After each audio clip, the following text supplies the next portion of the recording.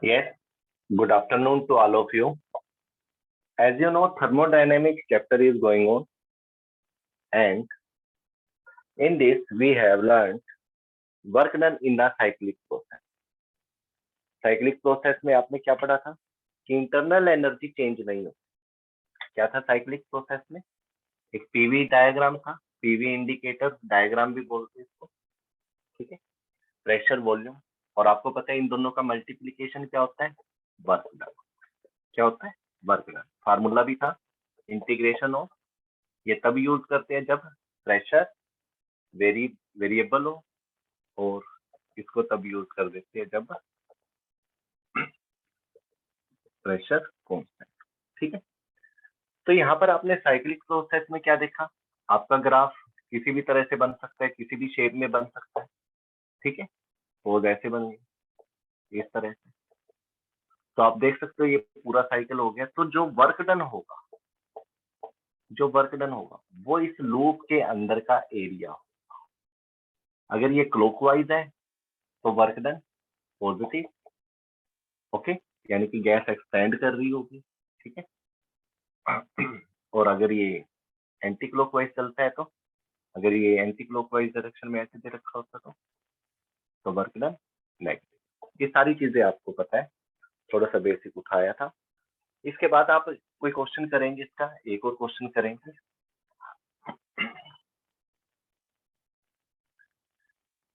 और उसके बाद हम चलेंगे स्पेसिफिक हीट पर, ठीक है, at constant volume pressure. Question note करिए। The thermodynamical behaviour of a gas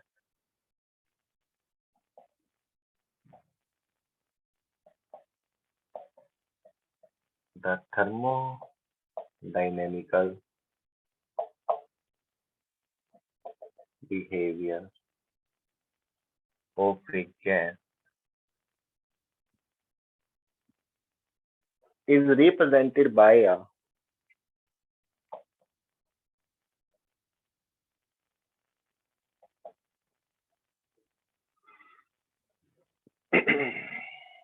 right angle triangle ABC. Right angle triangle ABC. Note कीजिए इस न्यूमेरिकल को। On a PV diagram in the adjoining figure.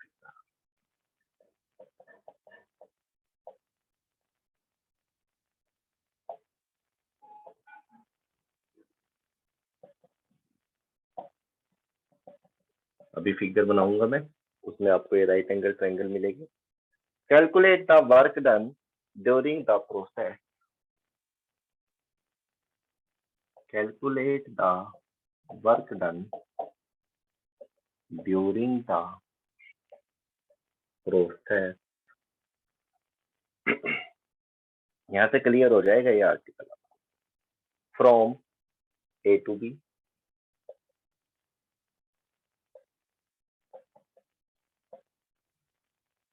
B to C and C to, B to C and C to. Also compute the net work done।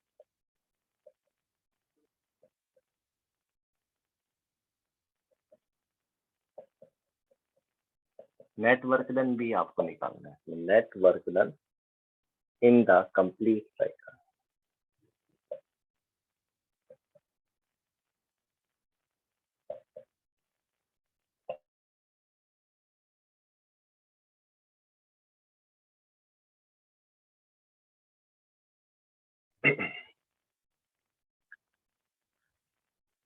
Triangle बनाई हुई है ABC.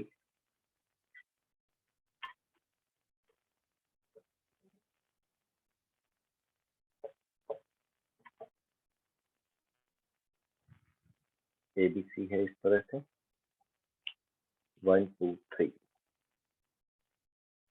this value 1 2 3, and the below value is volume value is 1 2 4 1, and this one is 4, 2, 3. Yes, this is volume, this is pressure. और value given है आपकी ये Newton पर metre square में, ये वैल्यू है आपकी इन लीटर. ओके, तो दिस इज द क्वेश्चन और एरो मार्क किए गए हैं इस तरह. ठीक है, तो आप देख सकते हैं क्लॉकवाइज डायरेक्शन में है तो वर्क डन पॉजिटिव आएगा. तो ये क्वेश्चन है, नोट कर लीजिए.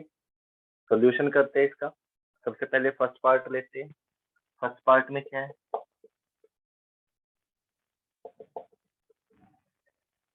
you know, in first part you have to calculate the work done during the process from A to B. A to B. Only this line you have to calculate work done. So work done for A to B. क्या होगा A to B? A to B के लिए क्या बनेगा, एक trapezium बनेगी. Yes और no? Trapezium बनेगी ना A से B के नीचे, ये सारी ट्रेपीजियम.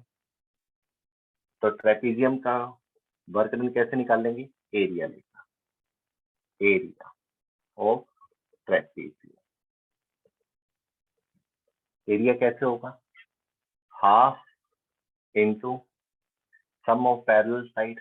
पैरेलल साइड कौन सी है इसमें, यस ए बी सी आपने ले रखे हैं, डी और मी मैं लेट कर लेता हूँ इनको. A D and D E R parallel. The value of A D is 3, this one 0, 3 minus 0 3, and this one is 1 to 0 1. So 3 into 3 plus 1, sum of parallel side और हाफ कर दिया, into इनके बीच का gap, shortest path, perpendicular distance दोनों parallel side के. This is C B. C B नहीं है तो डी, दोनों पैरेलल ये ले सकते हो. तो 4 minus 1 दैट इज 3. तो क्या हो जाएगा ये 1/2 into 4 into 3. 2 4 का 2 2 का 4, 2 3 का 6. तो यहाँ पर क्या आंसर आ गया आपका 6 जूल. कितना आ गया 6 जूल. जूल तो नहीं, हमारा लीटर वीटर में है ये बोल दो. तो अभी आप इसको 6 लिख लीजिए. लीटर को कन्वर्ट कर सकते हो आप यहाँ पर, अगर आप करना चाहो तो सेंटीमीटर क्यूब में. तो कैसे करते हैं लीटर को और ये नैनोमीटर को, तो इनकी वैल्यू आप लिख के कन्वर्ट कर. चलो इसके बाद सेकंड निकालते हैं. सेकंड क्या था, B to C. B to C, B to C this one. और ये वाली लाइन कौन सा, रेक्टेंगल शो कर रही है बी ई डी सी. तो रेक्टेंगल का एरिया निकालना पड़ेगा बी टू सी के लिए. कैसे 4 minus 1, ये गैप कितना है 3, तो इसकी लेंथ हो गई 3 और ब्रेथ 1 minus 0 1. तो 3 into 1. तो एरिया निकाल लेंगे तो क्या होगा रेक्टेंगल का 3 into 1. तो ये आपके पास आ जाएगा 3. उसके बाद थर्ड क्या बोल रहा है इसमें, C2. थर्ड के लिए C2A. C2A क्या है, एक वर्टिकल लाइन है. वर्टिकल लाइन के नीचे नो एरिया, कोई एरिया नहीं है, तो वर्क डन क्या होगा 0. तो देखा जाए आपका W1 6, W2 3 एंड W3 0 आ चुका है. ठीक है, तो नेट वर्क डन क्या होगा, नेट वर्क डन कैसे निकालते हैं, तीनों को ऐड कर दिया. तीनों को ऐड करेंगे तो यू नो ये आपने प्लस में लेना है, ये आपने देखो ये क्लॉकवाइज चल रहा था. ठीक है, यहाँ पर वॉल्यूम क्या हो रहा है, इंक्रीज हो रहा है, एक्सपेंशन हो रहा है, और यहाँ पर वॉल्यूम डिक्रीज हो रहा है, कंप्रेशन. तो ये वैल्यू आपको माइनस मिलेगी। तो 6 माइनस 3 प्लस 0 इक्वल टू 3। तो नेट वर्क डन आपके क्या आ गया, क्या आ गया 3। चलो अब बात आ जाती है कि अगर ये सारे की सारी वैल्यू हम ना निकालते, सिर्फ इस लूप का ही एरिया ले ले तो तब भी यही आना चाहिए। तो आप इसको भी कर सकते हो, डायरेक्ट ले सकते हो, एरिया ऑफ ट्राइंगल एबीसी, ये आपको नेटवर्क डन देगा। नेटवर्क डन कैसे लेंगे ट्राइंगल का area, half into base into height.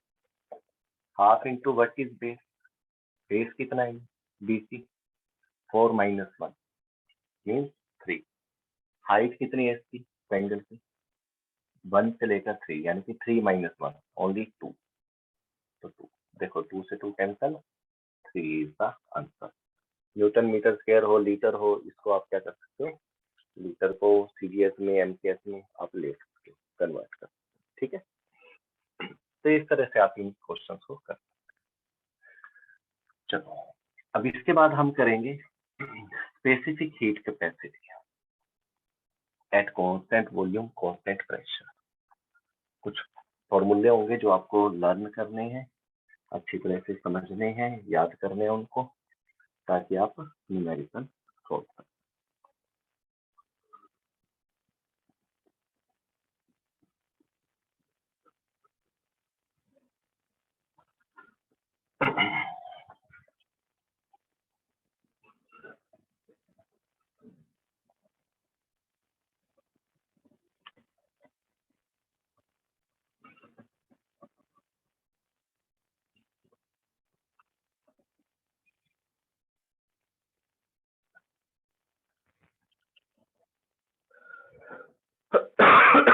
Specific heat capacity,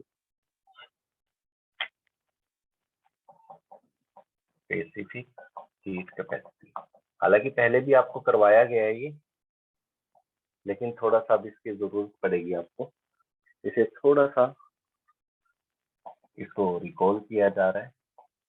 क्या फार्मूला होता है स्पेसिफिक हीट कैपेसिटी का, C is equal to Q upon M delta T. M क्या है यहाँ पर, मास, मास कितने ग्राम में, यूनिट क्या होती है इसकी, यूनिट हीट के जूल पर ग्राम पर डिग्री सेल्सियस, तो इसकी ये SI यूनिट होती है।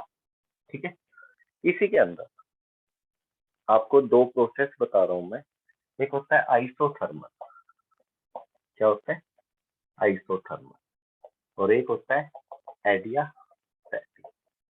आइसोथर्मल में क्या होता है, कांस्टेंट टेम्परेचर, क्या होता है कांस्टेंट टेम्परेचर, टेम्परेचर की वैल्यू कांस्टेंट, आप ऐसे लिख सकते हो इसको, T हमेशा क्या रहेगा इसमें constant, no change in temperature, और अगर चेंज नहीं होगा तो आप समझ सकते हो dt, और डेल्टा टी क्या होगा 0, कोई चेंज ही नहीं हो रहा है तो 0, ये इसका मीनिंग है आइसोथर्मल।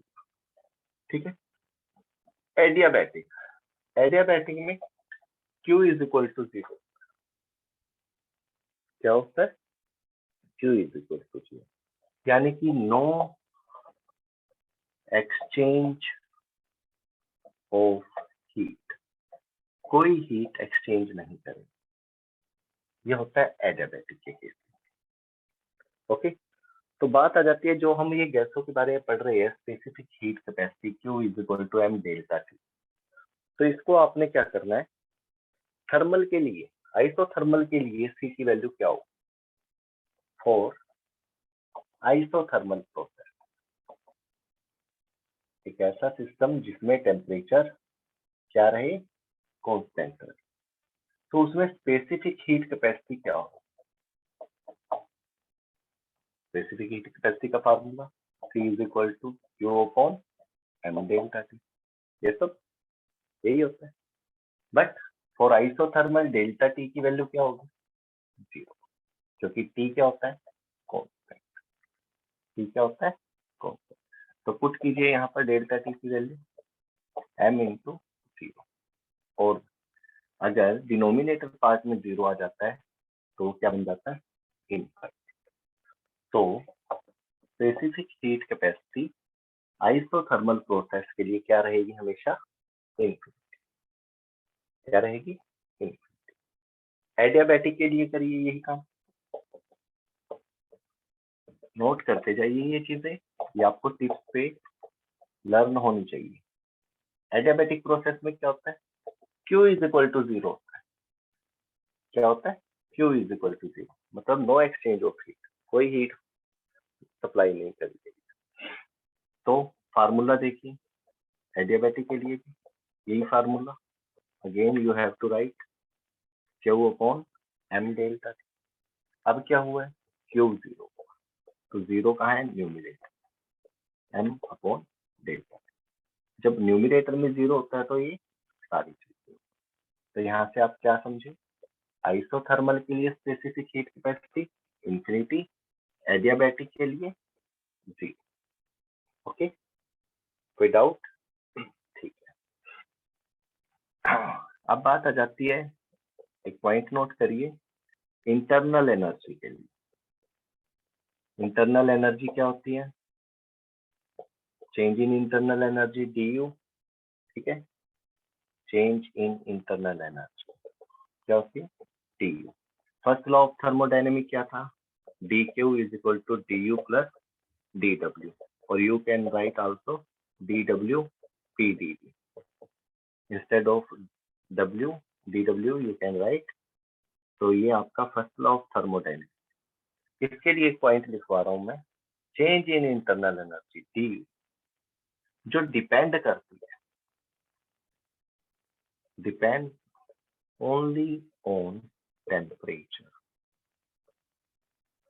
मतलब अगर आप टेम्परेचर बढ़ाओगे तो ही, आपको पता है इंटरनल एनर्जी के अंदर काइनेटिक एनर्जी मोलिकुलर लेवल पर होती है, पोटेंशियल एनर्जी है, ठीक है, रोटेशनल और वाइब्रेशनल एनर्जी है, तो सारी डिपेंड किस पे करती है, टेम्परेचर पर।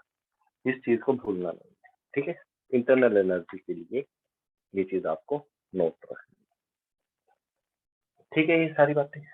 चलो, स्पेसिफिक हीट कैपेसिटी, इसके अंदर अब कुछ ऐड करेंगे हम, वो है एट कांस्टेंट वॉल्यूम और कांस्टेंट टेम्परेचर पे, constant volume and constant pressure पे। ये सारी टर्म आपको चाहिए क्योंकि आगे एक रिलेशन करना आपको, मेयर्स रिलेशन, और उसके ऊपर न्यूमेरिकल बन। हालांकि छोटा सा फॉर्मूला है, लेकिन वो थोड़ा सा कंसेप्ट अगर समझा दिया जाए कहाँ से आया कैसे आया तो थोड़ा इजी रहेगा।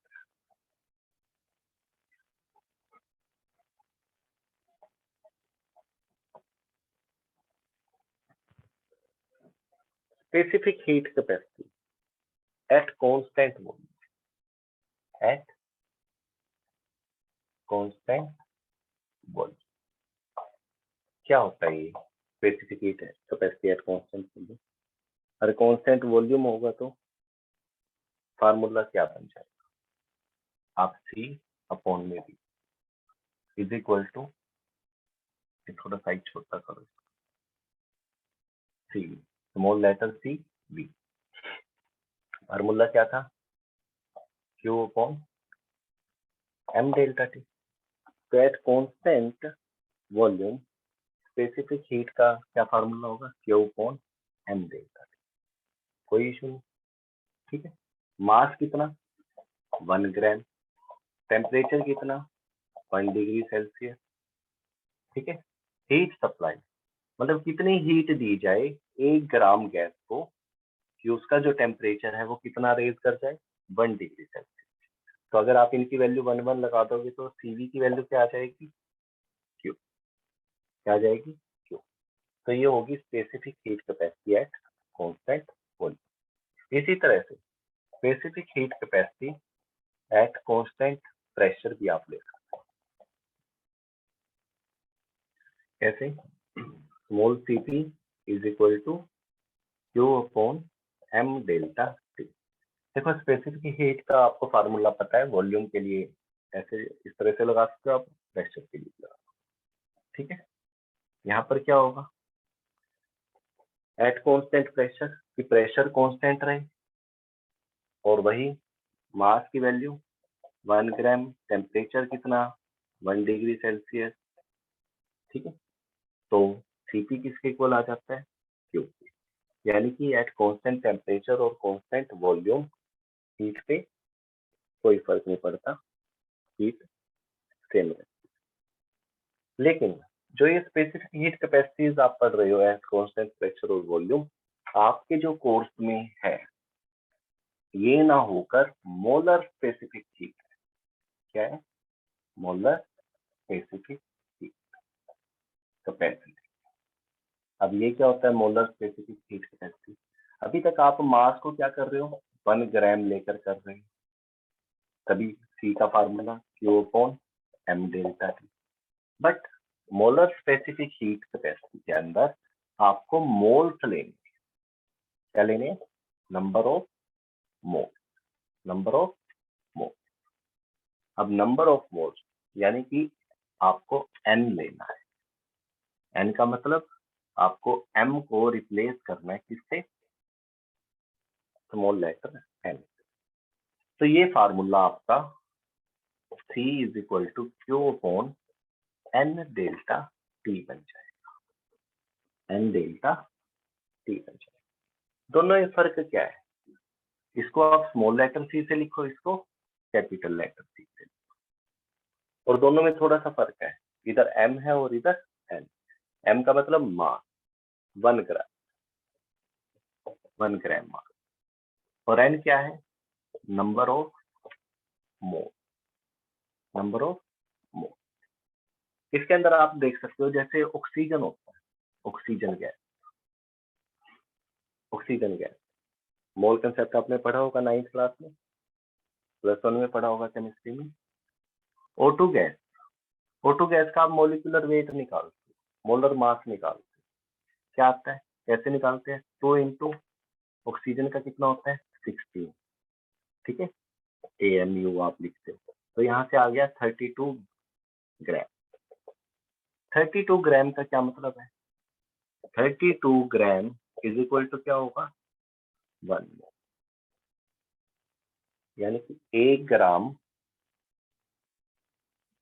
मास के लिए अगर फार्मूला लेते हो C is equal to Q/m delta T, और 32 ग्राम के लिए लोगे तो क्या होगा, इसको आपसे m से मल्टीप्लाई करना पड़ेगा, किससे, कैपिटल M से, क्योंकि मोलर मास को किससे लिखते हैं हम, कैपिटल M से। यानी कि 32 ग्राम को आप 32 इंटू 1 ग्राम लिख सकते हो। 32 क्या है, मोलर मास, 1 ग्राम क्या है, सिंपल मास, 1 ग्राम जो आप लेते हो। तो देखा गया जो ये आपकी वैल्यू है यहाँ पर, जो ये नंबर ऑफ मोल्स आप ले रहे हो, आप अगर इन दोनों C को देख रहे हो, एक कैपिटल C है और एक स्मॉल c, अगर स्मॉल c को कैपिटल M से मल्टीप्लाई कर दिया जाए तो ये इक्वल हो जाते हैं, यानी कि molar specific heat capacity is equal to m times of specific heat capacity. Note कर लीजिए कि हम मोलर स्पेसिफिक हीट कैपेसिटी के बारे में पढ़ेंगे, मोल्स को लेकर पढ़ेंगे, ठीक है। आपको मोल्स से, मोलर स्पेसिफिक हीट कैपेसिटी से सिंपल स्पेसिफिक हीट कैपेसिटी बनानी आनी चाहिए।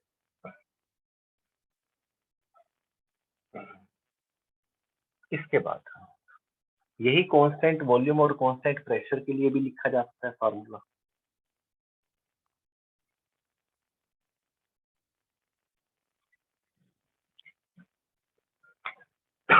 कैपिटल सीवी क्या होगा, Q/m, m की बजाय क्या लिखोगे आप, n, number of mole delta T, for pressure Q/n delta T।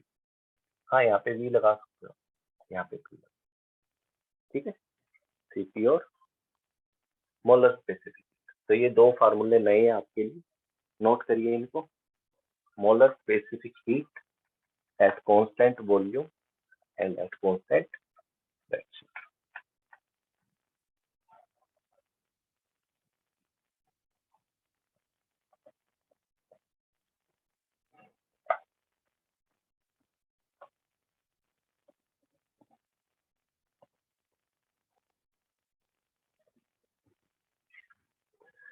तो ये दोनों फार्मूले नोट करने के बाद जो नेक्स्ट थिंग आती है, नेक्स्ट टर्म आती है, वो क्या है? किसी में आप स्मॉल, उसके लिए भी लिख सकते हो capital CV is equal to M small c, और capital CP is equal to M small c। ये दोनों फार्मूले नोट कर लीजिए, दोनों में डिफरेंस है। उसके बाद मेयर रिलेशन, मेयर रिलेशन, हालांकि आसान सा फार्मूला है, लेकिन इन वैल्यूज की जरूरत पड़ेगी। Capital CP minus capital CV is equal to R, ये है Mayer relation. Molar specific heat at constant pressure minus molar specific heat at constant volume is equal to gas constant, gas constant. ठीक है, universal gas constant होता है, इसकी value fix करते हैं। तो CP minus CV is equal to R, ये proof करना, क्या करना, और फिर इसके ऊपर क्वेश्चन करें। कैसे करेंगे प्रूफ?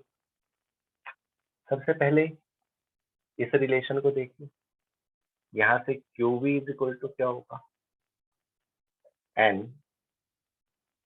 CV डेल्टा, यही होगी QV की value.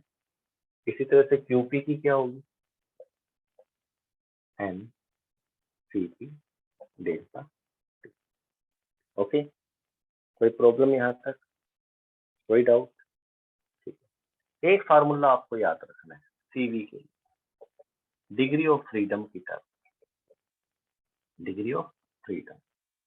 CV is equal to molar specific heat capacity at constant volume is equal to FR by 2, FR by 2। पिछले वीडियो में ये वैल्यू दे रखी है, बताई गई है स्पेसिफिक हीट के लिए, अब वहां से भी इसको टैली करना। F क्या है यहाँ पर, डिग्री ऑफ फ्रीडम, R क्या है, गैस कांस्टेंट। तो आप molar specific heat capacity at constant volume देखो। डिग्री ऑफ फ्रीडम का पता है ना आपको, 3 वैल्यू बताई थी, मोनो एटॉमिक गैस के लिए, डाई एटॉमिक के लिए, पॉली एटॉमिक। मोनो के लिए कितना था, 3, 5, पॉली के लिए 6। गर्म कर देंगे तो थोड़ी थोड़ी वैल्यू बढ़ सकती है इनकी, ठीक है, 3 से प्लस हो सकती है थोड़ी सी। अगर टेम्परेचर को इंक्रीज कर दिया जाए तो 3 से थोड़ी सी वैल्यू आगे भी आप ले सकते हैं, ठीक है, थोड़ी थोड़ी वैल्यू आगे भी मिल सकती है। तो यहाँ पे QV is equal to N CV delta T, QP is equal to N CP delta T, ये दोनों वैल्यू आप नोट कर लीजिए। क्या होता है, at constant volume, at constant volume, suppose ये आपसे कोई सिस्टम है, एक पिस्टन लगा हुआ है और इसके अंदर कोई गैस फील्ड, क्या है, गैस फील्ड। आप इसको हीट कीजिए, गर्म कीजिए, ठीक है, लेकिन जो ये पिस्टन है ये आप फिक्स कर दीजिए। फिक्स का मतलब ये मूव नहीं हो सकता। तो हीट अगर आप दोगे तो इसका टेम्परेचर में चेंज आएगा, टेम्परेचर बढ़ेगा, इसका टेम्परेचर इंक्रीज होगा। टेम्परेचर इंक्रीज करने से गैस एक्सपेंड करने की कोशिश करेगी, बट पिस्टन क्या है, फिक्स है, तो वॉल्यूम जो पहले था वही रहेगा, मतलब dV इज इक्वल टू क्या हो जाएगा, 0, यानी कि वॉल्यूम क्या रहने वाला है इसका, कांस्टेंट। हीट दी जा रही है, फ्यूल की सप्लाई की जा रही है, टेम्परेचर इंक्रीज हो रहा है, बट वॉल्यूम क्या है, कांस्टेंट। तो इस केस में वर्क डन कितना होगा, वर्क डन का फार्मूला क्या था, dW is equal to PdV लिख सकते हैं आप। dV की वैल्यू कितनी है, 0, तो P इंटू 0, ठीक है। वर्क डन, वर्क डन कितना आ जाएगा, 0, वर्क डन क्या आ जाएगा, 0। या dW थोड़ा सा वर्क डन भी 0 आ जाएगा, तो फर्स्ट लॉ ऑफ थर्मोडायनेमिक क्या कहता है? First law of thermodynamic dq is equal to du plus dw, या फिर क्या लिख सकते हो, dq is equal to du plus pdv। यहाँ पर आपने क्या देखा, pdv 0 हो चुका है, तो dq इज इक्वल टू क्या आ गया, dq इज इक्वल टू क्या आ गया, d। यानी कि जितनी भी आप हीट दे रहे थे इसको, ये सारी टेम्परेचर में चली गई। और मैंने आपको बताया था जो टेम्परेचर है dt है वो एक तरह से du, मतलब टेम्परेचर का जो चेंज आता है वो कहाँ पर लग गया, सारा इंटरनल एनर्जी। इंटरनल एनर्जी एक ऐसा फैक्टर है जो टेम्परेचर पर डिपेंड करता है, किस पर, टेम्परेचर पर। लेकिन यहाँ से हमें क्या मिला,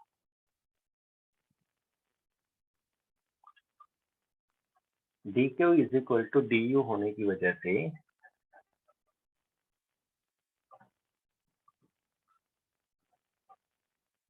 कांस्टेंट वॉल्यूम पर dq is equal to d। dq क्या है, dq क्या है,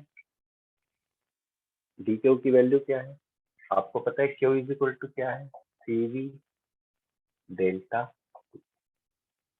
n की वैल्यू क्या रख दो, 1 mole of ideal gas. NCV होता था ना, n इज इक्वल टू 1, तो q इज इक्वल टू क्या आ गया, cv डेल्टा t। अगर आप इसको डिफरेंशियल फॉर्म में लिखोगे तो ये लिखा जाएगा dq is equal to cv dt, dq is equal to cv dt, इस तरह से। तो dq की वैल्यू क्या आ गई, cv dt। तो यहाँ से आप देख सकते हो du क्या आ जाएगा, cv dt। वैल्यू नोट कीजिए, eight constant volume, at constant volume change in internal energy is equal to cv dt। Note कीजिए इसको। इसी तरह से सेकंड स्टेप में करेंगे आप, eight constant pressure, eight constant pressure. ये वॉल्यूम वाला केस समझ में आया, वॉल्यूम चेंज ही नहीं हो रहा है, dv 0 है जिसकी वजह से वर्क डन 0। और फर्स्ट लॉ ऑफ थर्मोडायनेमिक का यूज किया तो हमें क्या मिला, जो चेंज इन इंटरनल एनर्जी थी वो हीट सप्लाई के इक्वल। इसके बाद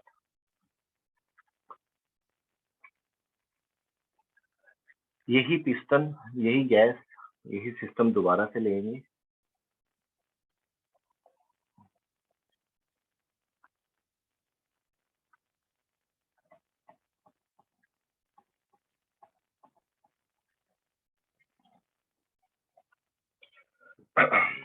फिर दोबारा से एक सिस्टम लिया, पिस्टन लगाया, गैस फिल करी, हीट कर दी, हीट पीस। बट अब जो ये पिस्टन है ये मूवेबल है, ये पिस्टन मूव कर सकता है। देखो हीट जाएगी, टेम्परेचर मिलेगा, टेम्परेचर इसका वैसे ही बढ़ाना है जितना पहले उसके लिए बढ़ाया, सेम dt, सेम थोड़ा सा टेम्परेचर दिया जितना उसको, इसका टेम्परेचर भी अब उतना ही हो गया जितना पहले वाले केस में। और ये पिस्टन क्या हो गया, शिफ्ट कर गया। इसके अंदर जो खासी बात होगी वो क्या होगी कि इसका वॉल्यूम इंक्रीज हो गया। क्या हो गया, वॉल्यूम अब इसका 0 नहीं है, चेंज इन वॉल्यूम 0 नहीं है, v is not constant, not constant.